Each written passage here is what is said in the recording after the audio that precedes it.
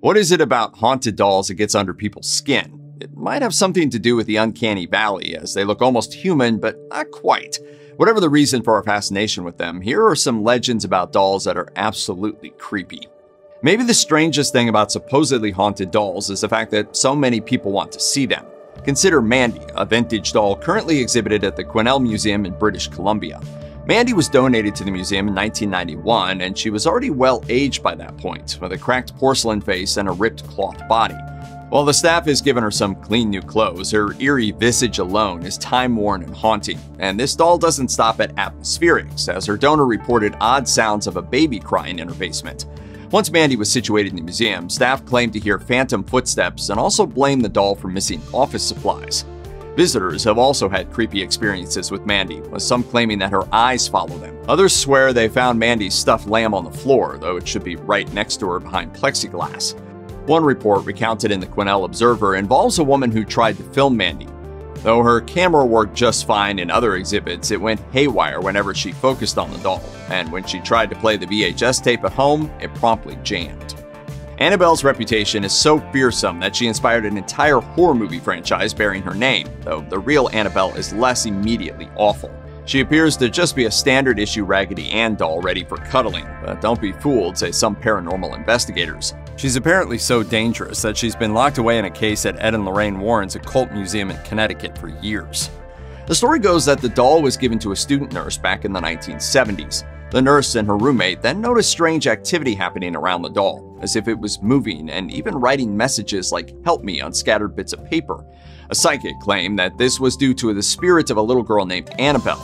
The two women tried to accept the doll, but then things got violent. When paranormal investigators Ed and Lorraine Warren were contacted, they told them they'd actually invited a demon into their home. Luckily, the Warrens had just the right place for Annabelle. She would be going to their occult museum, where she'd be in the company of other creepy dolls and demonic artifacts.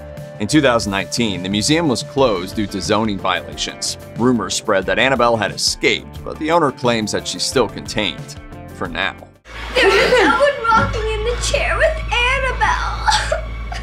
Letta the doll has an origin story worthy of a horror movie. In the early 70s, Kerry Walton and his brother stumbled across Letta while exploring an abandoned home in Wagga Wagga, Australia. Walton then decided to take the doll back home with him to Queensland. Soon enough, his children began to claim that the doll could talk and move. It was easy at first to just attribute this to bad dreams, but then visitors also claimed that the doll moved.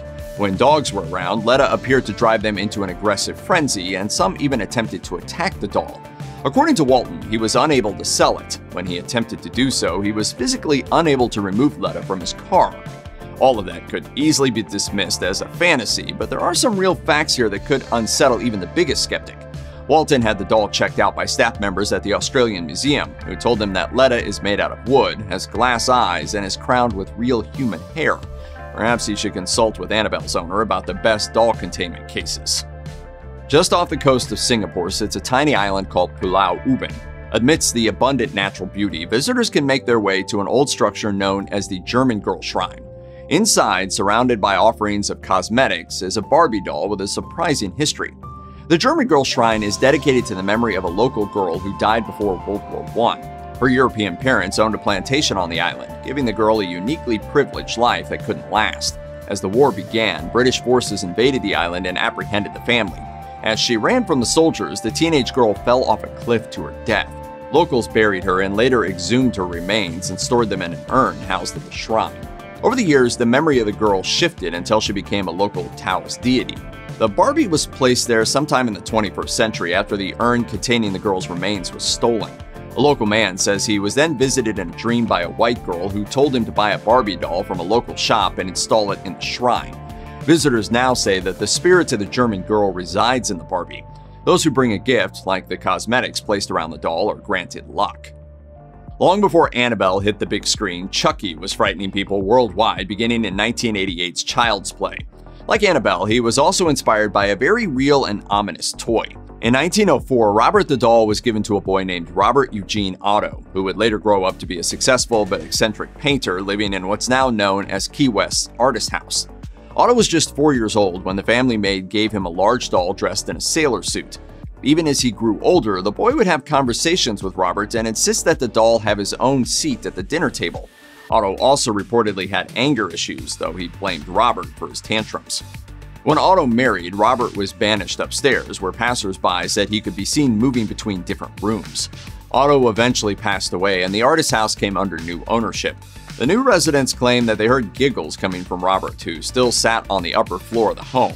In 1994, Robert was donated to the local Fort East Martello Museum, where he reportedly routinely disrupts electronic devices like cameras. The museum also received letters from people who have insulted Robert, now begging for his forgiveness after they've experienced unearthly misfortune. We're friends to the end, remember? This is the end, friend. If one doll is creepy, then what do you do with an island packed full of them? Located just outside the bustle of Mexico City, the Island of the Dolls was originally owned by Don Julio Santana, who abandoned his family and set himself up on an uninhabited island. He lived there for another 5 decades until his death in 2001. Until then, he could be seen traveling the old canals, fishing out dolls to bring back to his growing collection. As the legend goes, soon after his move, Santana found the remains of a drowned girl floating near his island. The dolls were an attempt to either appease or protect her spirit. If one doll was good, then perhaps he thought that a small island packed full of them was even better, even as they rotted in the heat and humidity. He found the dolls in the canals and in the trash.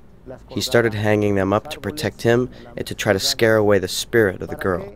Then again, the discovery of the girl's body may have been all in Santana's head, the product of untreated mental illness. Either way, the Island of the Dolls is a very real and creepy landmark that still exists today. Any type of doll is a possible haunting magnet, even a mass-produced movie tie-in. According to the Madonia family of Houston, an Elsa doll from Frozen may very well be filled with evil. The Madonias have been trying to get rid of this thing for years. The father, Matt, attempted to throw it out, only for the family to then discover it inside a wooden bench. That reappearance could have been chalked up to forgetfulness or even a sneaky child who wasn't ready to let her doll go into the great beyond. But then the story gets weirder. Matt's wife Emily wrote on her Facebook page that Elsa was put into a garbage bag inside another bag, placed inside the garbage can beneath the refuse, and wheeled out to the curb. But a short while later, that very same Elsa appeared in the backyard. The doll was programmed to sing and speak when a button on its chest was pressed. It then began to do so even when it was turned off. Emily eventually mailed the spooky doll to a friend who offered to give it a home, so Elsa now lives a quiet life affixed to the brush guard of that friend's Jeep. You might think that dolls, even the haunted ones, would go easy on their intended audience of children, but for Charley, menacing children seemed to be his favorite move. It all began in 1968 in New York, when he was supposed to be just another addition to a family's doll collection. But soon enough, weird things started happening. Charley seemed to always be in a different spot than where he was last left, although, as with Elsa, that could have easily been chalked up to a mischievous child or mere forgetfulness. But then the family's 4-year-old daughter started to tell everyone that Charley spoke to her. All 5 children soon grew hysterical, claiming that the doll spoke to them and even scratched their skin. The parents then locked Charley in an attic trunk. Charley emerged years later at a garage sale. A woman bought him, even though she was told the eerie story, which has since followed Charley through many different owners. His last known location was Local Artisan, a small store in Beverly, Massachusetts. It seems to have mysteriously closed, though. Coincidence? Sometimes you just get a gift that doesn't work for you, but usually it's not as bad as a creepy toy. But for a girl named Jill, that was precisely the unfortunate gift she received. As recounted in the book Haunted Objects, Stories of Ghosts on Your Shelf, Jill was an innocent 8-year-old when she received an old-fashioned porcelain doll from a family friend who then shortly passed away. Jill kept the doll, which she named Claire, as a memento, but then music boxes began to play on their own around Claire. Objects would also fall from shelves whenever she was nearby, and missing items would be found in Claire's pockets. In one of the most horrifying incidents, which Jill recounted on Reddit, Claire was placed in a rocking chair in the corner of her room. In the middle of the night, it began to rock on its own, waking Jill up. Claire's head then turned to stare at her while every music box in the room began to play. Claire was swiftly packed into a box and hidden in the back of a closet. According to Jill, the doll has been given to a voodoo priest who keeps the evil spirits at bay. Pupa is said to be made out of felt, a gentle material that doesn't exactly inspire fear, and the beginning of her story doesn't even sound particularly haunting. As the tale goes, she first appeared in Italy during the 1920s when she was given to a little girl. Soon enough, the girl became devoted to Pupa, so much that she kept the doll close by even as she grew into adulthood.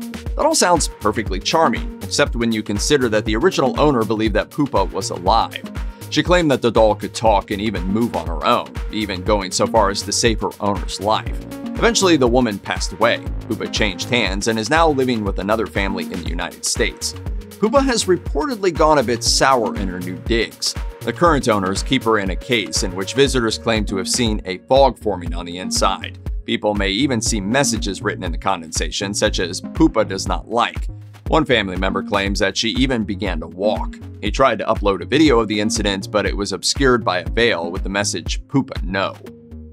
Check out one of our newest videos right here. Plus, even more grunge videos about your favorite stuff are coming soon. Subscribe to our YouTube channel and hit the bell so you don't miss a single one.